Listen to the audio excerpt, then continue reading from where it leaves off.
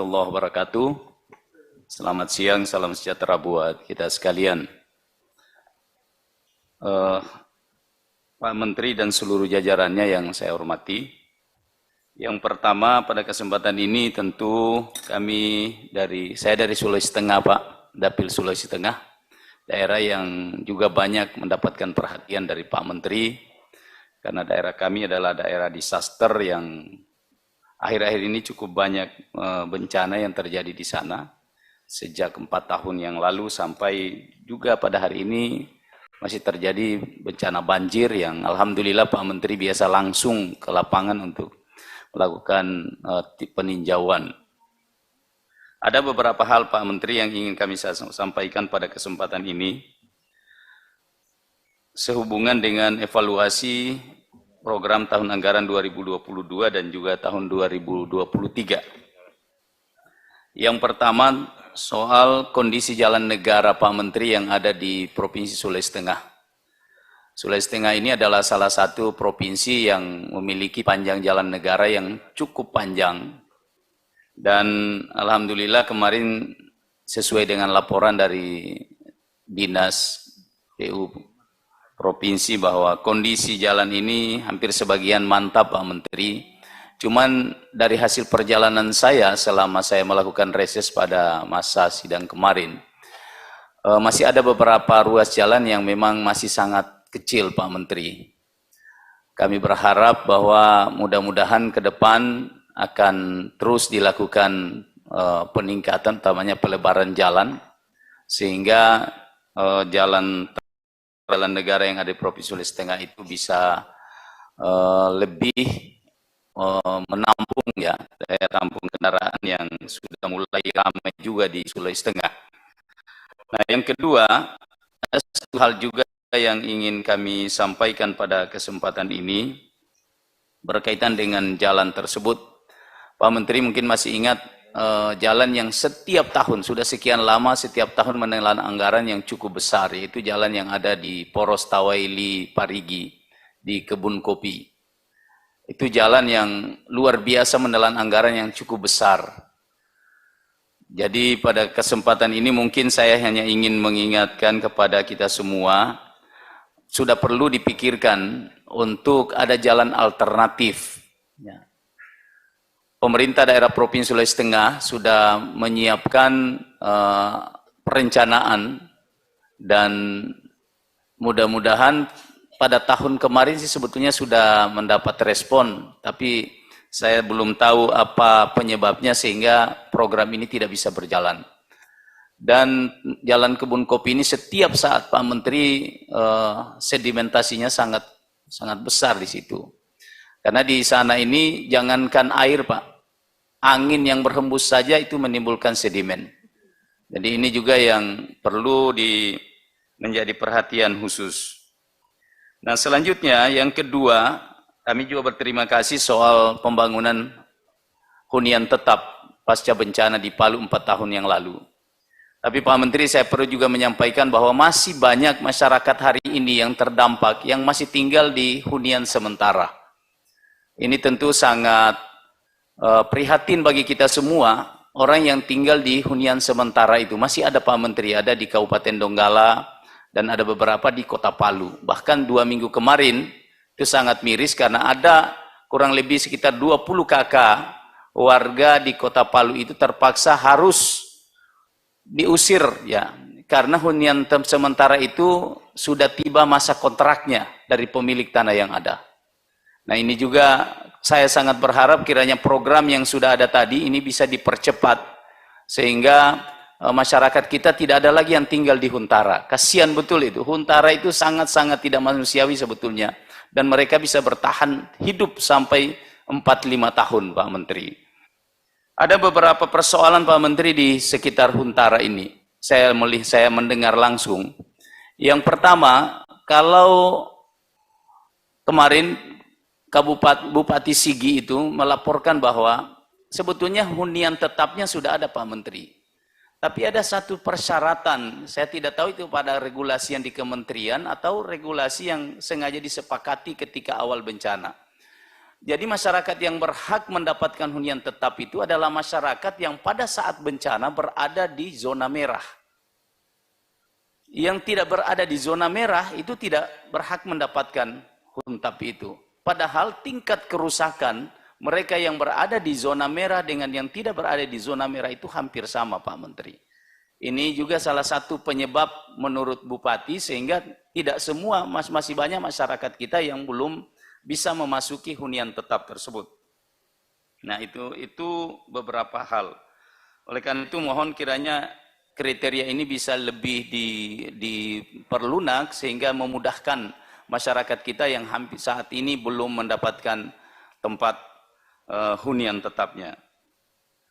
Kemudian selanjutnya juga saya ingin menyampaikan ke Pak Menteri, tahun 2015 yang lalu Pak Menteri saya masih ingat, waktu itu kita bersama-sama dengan Pak Presiden di Kabupaten Morowali pada saat peresmian pertama smelter nikel. Waktu itu Pak Presiden memerintahkan supaya untuk memberikan dukungan soal infrastruktur jalan yang ada di kawasan industri Morowali itu.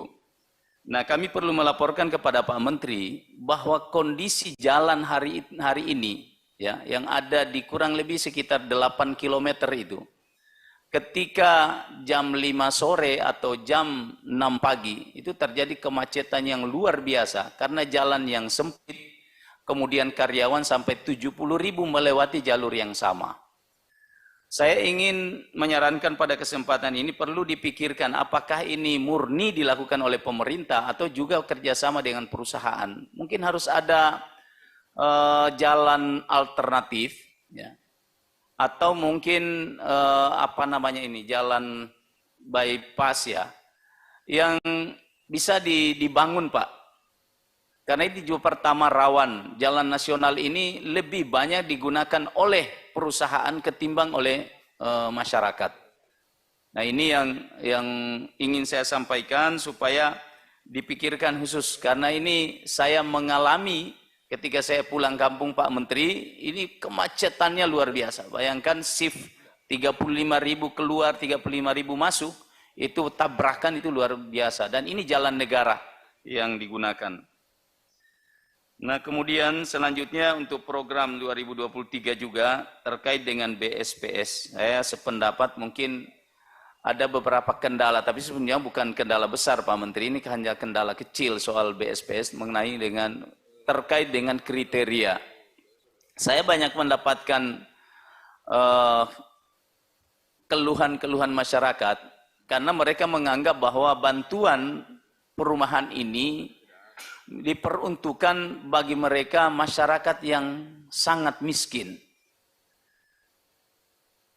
Sehingga dengan kriteria contoh misalnya upah tukang yang sangat minim Pak Menteri. 2 juta itu tentu kalau tidak ada swadaya akan sangat susah untuk bisa membantu mereka. Sementara kondisi masyarakat kita hari ini itu untuk bisa saling membantu itu sudah sangat tidak bisa lagi kita harapkan Pak Menteri, apalagi di Sulawesi Tengah dengan terbukanya kawasan industri beberapa itu lapangan kerja terbuka luas sehingga untuk mendapatkan tenaga kerja sangat susah. Nah itu yang pertama, mungkin kami menyarankan ke depan ini upah tukang itu bisa dinaikkan sedikit lagi sehingga ini bisa membantu masyarakat kita. Ada beberapa masyarakat yang terpaksa tidak bisa mengambil program itu karena mereka tidak bisa menyelesaikan karena ketiadaan pembiayaan tukang, karena tidak cukup hanya dengan 2 juta itu. Nah kemudian selanjutnya soal kepemilikan tanah.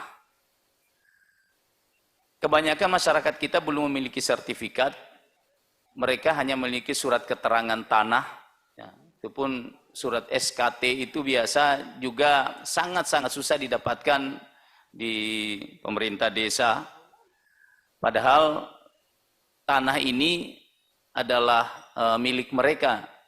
Ada yang berada di daerah sempadan misalnya, sempadan sungai, sempadan laut, sempadan pantai, sehingga kadang pemerintah tidak bisa memberi alas hak di tempat itu. Dan mereka sama sekali tidak punya tanah lain selain di situ.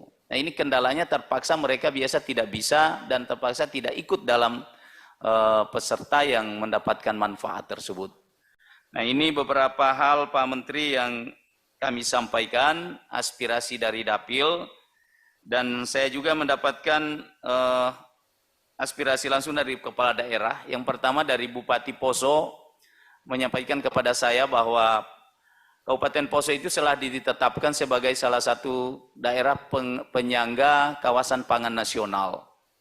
Daerah Kabupaten Poso ini memiliki luas wilayah yang cukup untuk mendukung pertanian di sana, Pak Menteri. Tapi sayangnya beberapa daerah irigasi yang sudah pernah dicanangkan itu belum pernah dilaksanakan. Padahal ada satu kawasan kurang lebih sekitar 6.000 hektar bisa dimanfaatkan. Ada yang di seputaran Danau Poso itu juga Pak Menteri, itu sangat potensi, tapi irigasinya yang belum terbangun. Nah, kemudian juga beberapa jalan dalam rangka mendukung IKN. Ada program Pak Gubernur Sulawesi Tengah, yaitu jalan poros yang menghubungkan kawasan timur Indonesia dengan ibu kota negara yang baru. Itu kalau dibuat jalur itu Pak Menteri, akan kami sampaikan semua FS-nya sudah selesaikan oleh Pak Gubernur.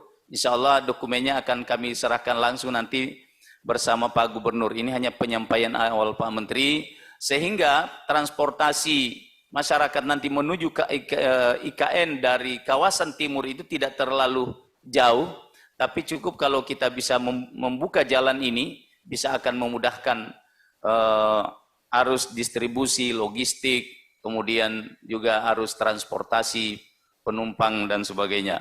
Saya kira itu saja beberapa hal yang kami sampaikan. Terima kasih atas segala dukungan Pak Menteri untuk pembangunan daerah Sulawesi Tengah. Wallahul musta'an. Assalamualaikum warahmatullahi wabarakatuh.